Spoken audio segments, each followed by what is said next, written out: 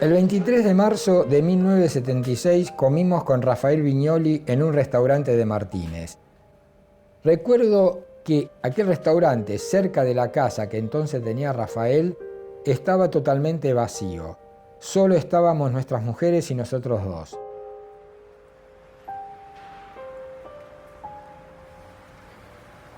Todo el mundo esperaba para esa noche el golpe de Estado contra el gobierno de Isabel Perón y permanecía en su casa a la espera de noticias.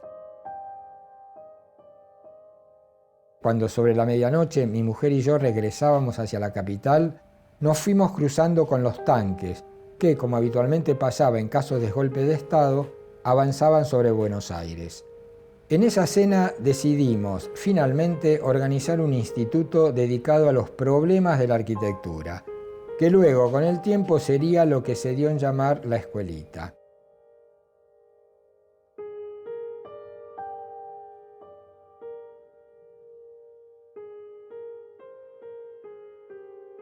Se comunica a la población que a partir de la fecha el país se encuentra bajo el control operacional de la Junta Militar. Se recomienda a todos los habitantes el estricto acatamiento a las disposiciones y directivas que emanen de autoridad militar. Firmado Jorge Rafael Videla, Comandante General del Ejército.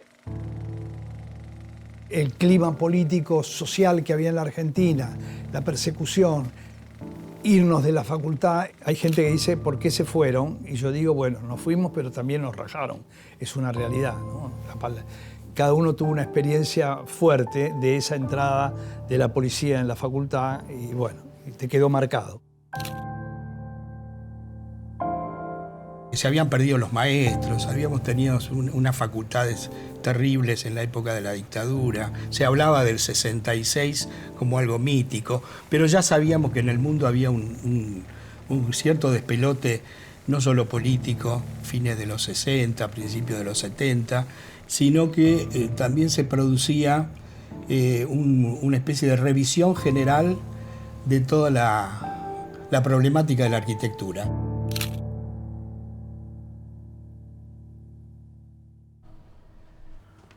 Veníamos con una previa de algunos talleres de arquitectura, básicamente el TANAPO, que en ese momento el Taller Nacional y Popular nucleaba a un montón de arquitectos y alrededor de ellos se formaron cátedras y bueno, nosotros estábamos cercanos a Tony Díaz y de alguna manera ya había como algo previo que planteaba la necesidad de empezar a discutir la arquitectura, ¿no? Yo lo llamé a Tony y hablamos muchísimo de ese tema. Y después dijimos, el único tipo para armar esto no somos nosotros, es Jujo, y el único tipo que le puede dar consistencia intelectual a todo esto es Ernesto. Pensamos que era posible hacer un proyecto interesante de facultad con las nuevas ideas que se empezaban a desarrollar en Estados Unidos, etc.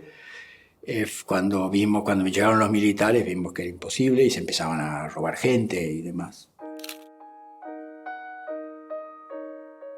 Las noticias de muertes, exilios y desapariciones que se iban sucediendo nos hicieron ver que era imposible concretar nuestro proyecto en la forma que habíamos pensado. En cualquier caso, nos dispusimos a seguir adelante, pero nos planteamos reducir nuestras expectativas. Decidimos que en principio debíamos hacer algo solo con Ernesto y con Jujo, y que era imprescindible tener un diálogo con ellos y explicarles nuestro proyecto. Esta tampoco fue una decisión fácil de llevar adelante. Ernesto y Jujo, que habían sido socios, no mantenían ningún contacto desde hacía bastante tiempo, y reunirlos significaba, por otra parte, a todos un cierto esfuerzo para recuperar aquella vieja y entrañable relación. Por lo menos para mí, y supongo que también para Rafael, la primera reunión con Jujo y Ernesto fue uno de los grandes momentos de aquella aventura.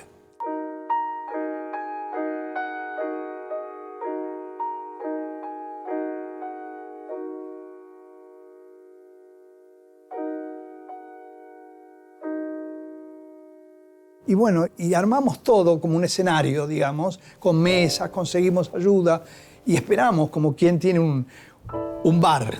Te abre el bar y espera. Jujo consiguió de gente amiga que nos dieran primero una casa y después, viste, como la gente venía, pero como en toneladas, viste. Alguien con sentido común me dijo, che, Jujo, ¿por qué no vas a hablar con el comisario y le decís? Y el comisario me dijo, pero óigame, lo primero que me dijo, ¿por qué no va a la universidad? Le explico todo eso, ¿no? Entonces él me dijo, mire, si hay algún conflicto, le cierro de un día para el otro. Así que ustedes son los responsables. Quienes hacían esto sabían cuáles eran los límites de este tipo de cuestiones. Y recuerdo incluso que esta persona le dijo, y además nosotros sabemos que en última instancia, detrás de estas cuestiones culturales, de no sé qué, ¿verdad? Siempre hay algún marxista o hay marxistas detrás, ¿no? Así que ese era el clima, ¿no? Era digamos, empezarse a animarse a hacer algo en una situación tremendamente cerrada. Le mando una foto a Jujo al estudio, porque en ese momento había que mandar una foto, y usaba bigotes, unos bigotazos, como era la época. Y toda la pelambre me la peinó la gomina. Bien, ¿cómo? Y saco la foto y se la mando. Voy, me mira, me dice, ¿vos por qué querés entrar a la escuelita? ¿Yo sabés por qué te llamé? Porque pensé que eras de los servicios. Que más de una vez en las clases de la escuelita, cuando estábamos ahí todos reunidos y sentíamos las sirenas y los Falcon que pasaban por abajo, por Bolívar, la calle Bolívar, nos agarraba un miedo y a la salida, que en general era de noche, íbamos saliendo, no salíamos todos de golpe, salíamos de a poquitos. Era como que entrabas al otro mundo. Esta era la casa, donde uno entraba y pasaba a pasillos interiores, o en otra subía una escalera e iba subiendo al primer y segundo piso. Una escalera de madera que nos hacíamos todos los días. Y esta gente nos alquiló, con lo cual acá volteamos todas las paredes e hicimos un salón que acá se ve en perspectiva con alumnos de muchísimas salas. Estaba en obra, no sé, Jans había llevado unos albañiles, me llama Dalorce, me dice, arquitecto, se cayó todo el techo. ¿El techo de qué? Sí, venga, por favor. Bueno, lo llamé a Jans y fuimos. La demolición la hizo un paraguayo que habíamos conseguido, que no entendía nada de construcción. Para tirar una pared de esas divisorias, lo que hizo este tipo, cortó así, ató una soga y tiraron. La pared cayó así y automáticamente todo el cielo raso de la habitación de abajo, arriba de la cama, un desastre.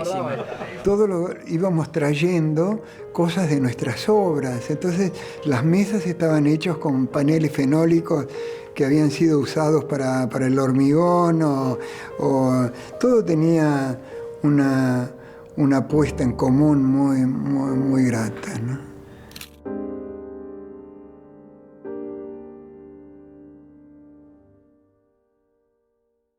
Después, cuando yo me inscribí, fui a caer al grupo de Tony Díaz. Y entonces nos hacían llevar papel y lápiz para dibujar. Entonces dije, esto parece una escuelita. Yo creo que ahí quedó la escuelita. Y la foto que hay, donde están todos los integrantes de la escuelita, la saqué yo. Por eso no estoy en la foto. Hicimos un primer curso con Viñoli, que éramos 7 alumnos. Imagínate el lujo que era el año 77, 7 tipos con una cabeza como la de Rafael, estudiando arquitectura de una manera no convencional, con un tipo duro. Fue el primer tipo que se me cruzó en serio en la cuestión. Y la verdad que aprendí.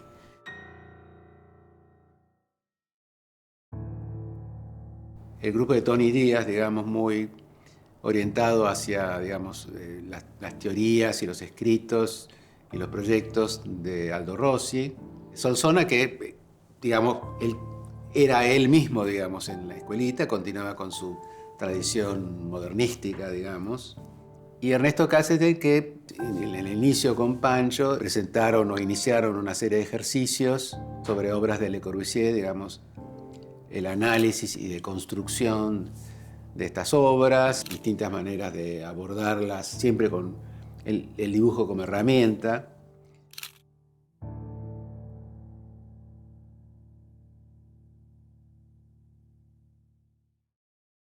Había un intercambio y una forma de trabajo completamente distinta a la facultad, que la facultad era más un trabajo personal, en grupo, estaba comprometido en la facultad la nota, era otro tipo de responsabilidad. Ahí era la investigación, el trabajo en equipo y el compartir ideas de arquitectura exclusivamente. Entonces los ejercicios, por ahí era, bueno, dados, no sé, una cierta cantidad de elementos arquitectónicos, había que componer, que es otra palabra que se había dejado de usar y que parecía una mala palabra, un proyecto en planta, por ejemplo. Entonces, bueno, a veces se hacía con la técnica del collage, se pegoteaban pedacitos de edificios y se componía un edificio, y otras veces se dibujaba de cero, se levantaban axonométricas, todo esto a mano, ¿no? Sin computadora y sin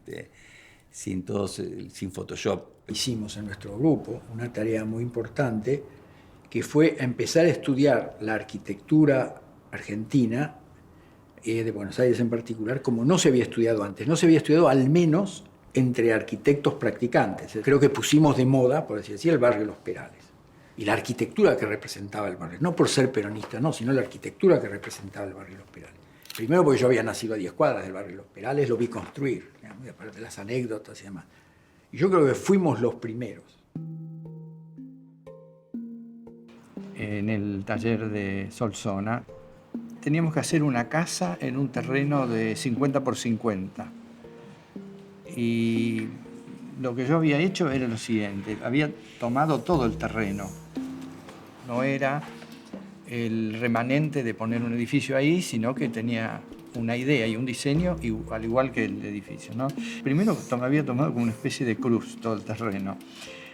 Y había hecho una casa que estaba en el medio del terreno y esta casa tenía unas rampas que subían hacia el techo de cada una de las esquinas del edificio y que eran unas subidas de auto o peatonales para entrar a la casa que se entraba por arriba. Y quedaban formados 4 lugares vacíos. Cada uno de estos lugares era un jardín diferente y distinto. O sea, uno era un jardín que era un bosque de árboles, por ejemplo, me acuerdo, bastante profuso. Otro era un jardín para mirar, otro era un jardín para cultivar y como una especie de granja. Y cada uno tenía que ver con las orientaciones. Por ejemplo, al norte, que estaba por acá, el sol hacía así, daba toda la vuelta. Y este era el lugar donde se plantaban hortalizas, verduras y tenía la mejor orientación para plantar. O sea que se puede decir que la primera casa sustentable que había hecho sin darme cuenta, digamos.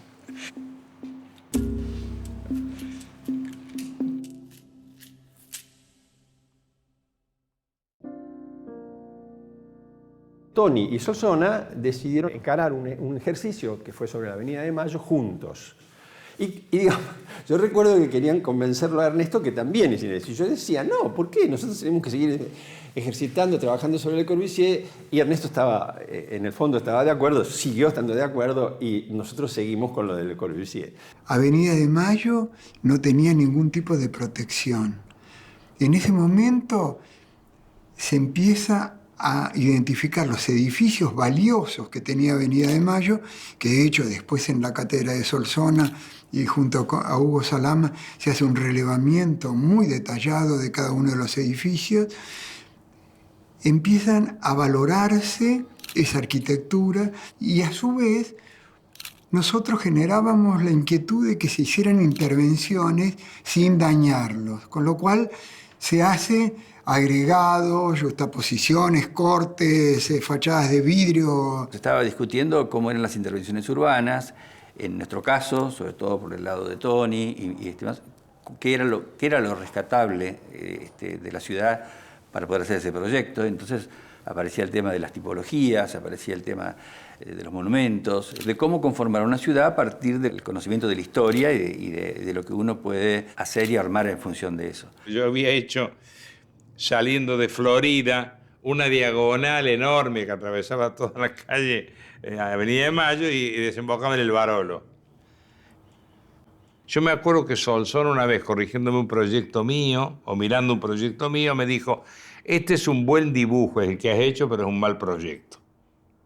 Y yo dije, me encanta que me digas que es un buen dibujo, porque yo no soy un hombre avesado en el dibujo. En cambio, después pasó Katzenstein y ante el mismo proyecto dijo, me parece fantástico. Y Jujo en ese sentido era muy duro, muy cruel. Pero sin embargo yo le tengo aprecio y respeto. Era una manera de intercambiar y pensar que tenía la claridad de la oposición. Que entre un médico que te trata bien, te da un besito y no te cura, y un médico que no te habla mucho, pero que te cura, ¿con cuál te quedás? Y Jujo es de los segundos. O sea, yo aprendí que yo tenía el cuero suficientemente duro como para aguantar sus maneras poco afectuosas, y al final casi me gustaba. No sé. No. Sí, al final me acostumbré y me di cuenta que me servía mucho lo que me decía y lo demás no me importaba nada.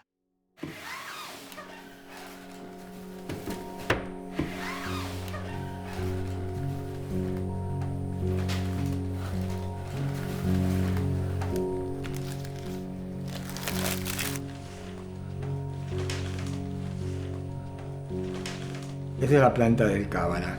El cábanac de vidrio, que eran láminas de vidrio que formaban recortadas, que era inhabitable, bueno, sabíamos que esa persona que trabajaba eso no estaba trabajando en un edificio para vivir, estaba trabajando en una escultura urbana enorme, ¿entendés?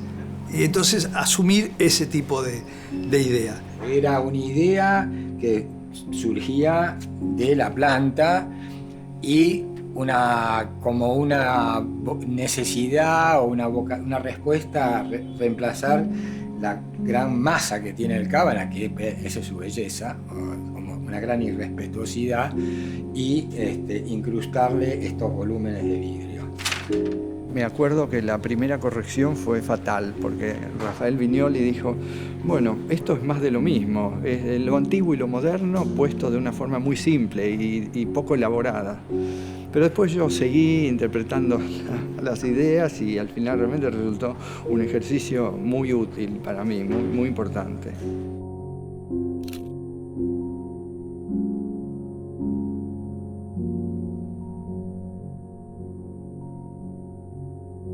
Tony es el que en el fondo también, junto con Rafael, movilizan lo que viene a ser la comunicación exterior. Ernesto era el que finalmente armaba el respaldo. Yo, si querés, era el más inculto en esos términos. Entonces, él era el que trató y lo consiguió traer a Rossi, que fue como la llave que nos permitió que después vinieran otra cantidad de arquitectos invitados.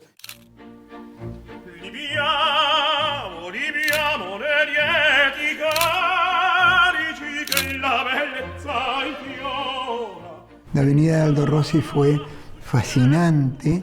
Acababa de inaugurar el Teatro del Mundo en Venecia, en la Bienal, y acababa de terminar la Galaratese, que es un conjunto de viviendas enorme, largo, lleno de columnas, cosas que nosotros decíamos, pero viste, ¿cómo vas a visualizar una arquitectura de esa manera? Entró, se conectó muy bien con Ernesto, que en aquel momento Ernesto estaba solo, o sea que le podía seguir el tren, porque este hombre primero le gustaba el trago muchísimo, y segundo le gustaba el tango. Quiere decir que después de las clases se iba con Ernesto, lo llevaba al barrio sur y iban a los Piringundines y estaba enloquecido. Aldo Rossi tenía una amistad muy profunda con Tony Díaz, con lo cual nosotros, los que estábamos más cercanos a Tony, tuvimos acceso. ¿Te imaginás la expectativa que había? En el auditorio había venido hasta Amancio Williams a escucharlo. Sí, gente de ese calibre, ¿no? Y empieza a pasar unas diapositivas. Llega hasta una escultura del Corleone, qué sé yo, en Italia. Y dice, questo que está acá es parecido a lo que he visto ahí de un alumno que agarró un pedazo de Miguel Ángel con un pedazo de Mies van der Rohe, lo cruzó y hizo esta cosa. Entonces me citó ahí, que eran mis dibujos que estaban puestos ahí, estaban todos expuestos. Y Jujo saltó a la mesa, se paró Dijo, sí, Salama es un alumno de acá que lo hemos invitado a ser docente de la escuelita. Entonces a la tarde me llamó Rafael y me llevaron directamente a Florida y ahí a mí, a Ibar Lucía, a Jean Paul y al Droga nos nombraron ayudantes ahí mismo y pasamos a ser ayudantes para el segundo curso.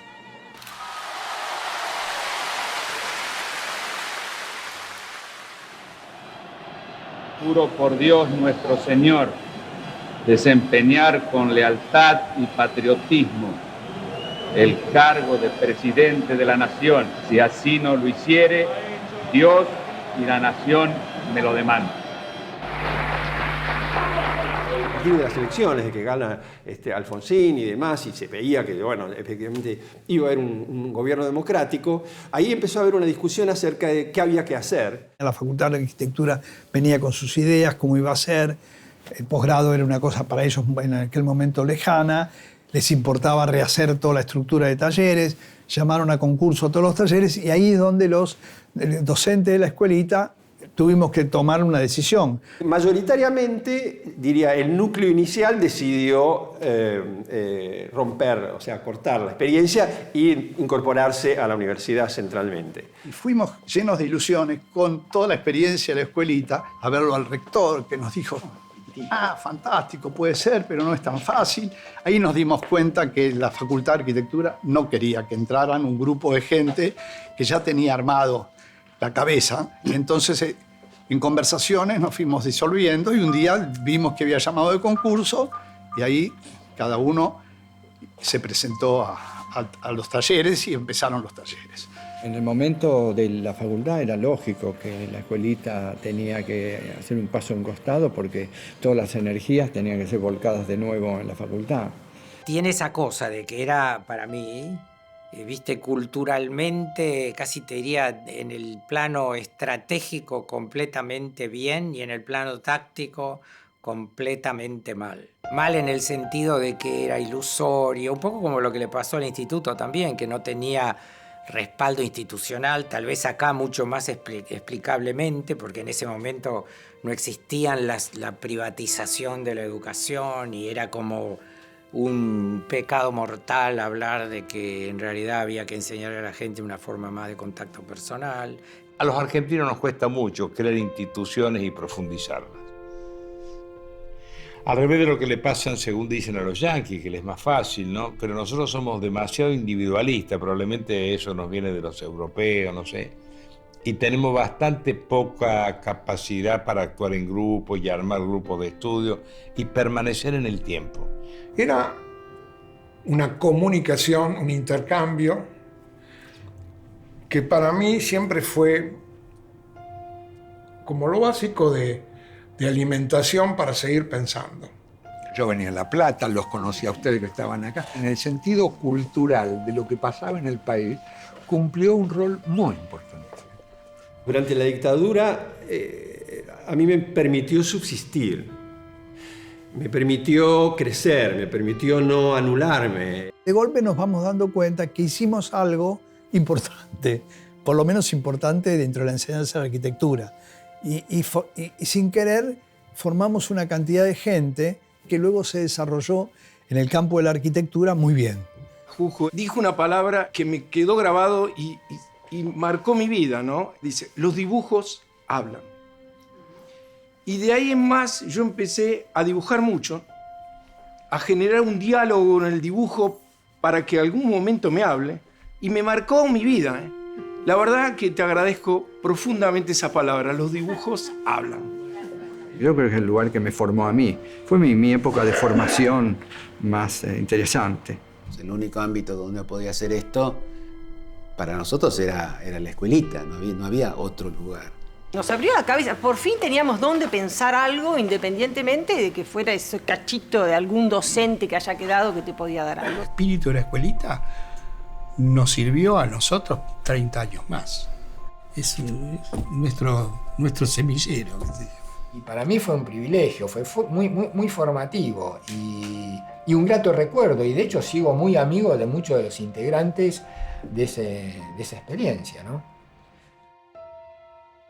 Tiene que ver con una forma de ver la arquitectura, con una forma de hablar de arquitectura, con un entusiasmo, porque la escuelita además fue un acto de vida y de acción contra la malaria que había afuera. Fue absolutamente sanadora para quienes participamos en eso.